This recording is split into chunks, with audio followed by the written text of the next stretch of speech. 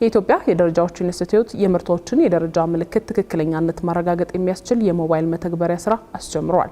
ይህ የደረጃ ምልክት ትክክለኛነት የሚያረጋግጠው ስርዓት የምርቶችን ጥራት ለማረጋገጥ የሚያግዝ እንዲሁም ለአፍሪካ ነጻ ንግድ ቀጠና ትግበራ አስፈላጊ መሆኑም ተጠቁሟል። ሰላማዊት ጌታሰው ተጨማሪ ያላት፣ ዳግማዊት ደረጃ እንደሚከተለው ታቀርበዋለች።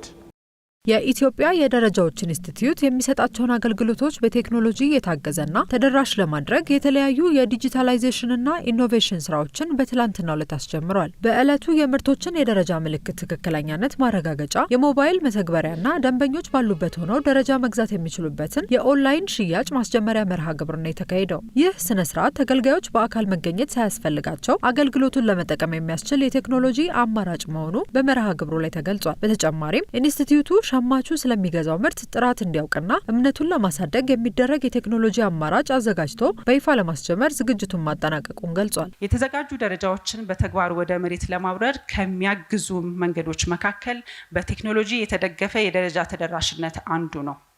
ለዚህም ደንበኞች ደረጃዎችን በአካል መገኘት ሳይጠበቅባቸው ኦንላይን ማግኘት የሚያስችላቸውን የሞባይል መተግበሪያ በዛሬው ዕለት የምናስጀምር ይሆናል። ደረጃን ለመተግበር አንዱ ማሳያ መሳሪያ የሆነውን የደረጃ ምልክትን አምራችና የገበያ ተዋናዩ በአግባቡ መተግበራቸውን ለመከታተልና ለመደገፍ የሚያስችል እንዲሁም ሸማቹ ስለሚገዛው ምርት ጥራት እንዲያውቅ እና እምነቱን ለማሳደግ የሚደግፍ የቴክኖሎጂ አማራጭ በሞባይል መተግበሪያ አዘጋጅቶ በይፋ ለማስጀመር ዝግጅቱን አጠናቋል። ዛሬ የምናስመረቃቸው ፋሲሊቲዎች ከፋሲሊቲ በላይ ትርጉም ያላቸው ናቸው። ዝም ብሎ ህንፃ፣ ዝም ብሎ ካፍቴሪያ አይደለም እያስመረቅን ያለ ነው። የኢትዮጵያ ደረጃዎች ኢንስቲትዩት ደረጃ ማዘጋጀት ብቻ አይደለም ተልዕኮ። የወጡ ደረጃዎችን የቴክኒክ ድጋፍ የመስጠት ስልጠና የመስጠት የማብቃት ስራዎች ያስፈልጋሉ። ይህ የምርትና የአገልግሎቶችን ጥራት የሚጠበቅ ስራ ለአፍሪካ ነጻ ንግድ ቀጠና ትግበራ አስፈላጊ መሆኑን የንግድና ቀጠናዊ ትስስር ሚኒስትሩ ካሳሁን ጎፌ አክለው ገልጸዋል። የዓለም ንግድ ድርጅት ድርድር በውስጡ ከያዛቸው ዋና ቁም ነገሮች መካከል ጥራትን ማዕከል ያደረጉ ጉዳዮች ይገኙበታል።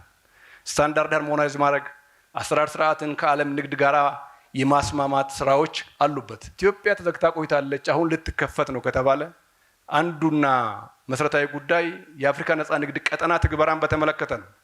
የአፍሪካ ነጻ ንግድ ቀጠና እነሆ ጥቅምት ወር ስራ ካስጀመርን ወዲህ በከፍተኛ ሁኔታ ንግድ በማሳለጥ ላይ እንገኛለን። ይህ በአፍሪካ ደረጃ የምናደርገውን ንግድ ቀድመን የስታንዳርድ ሃርሞናይዜሽን ስራ ባንሰራ ኖሮ፣ የስታንዳርድ ማስማማት ስራ ባናከናውን ኖሮ ከማንም ሀገር ጋር መነገድ አንችልም።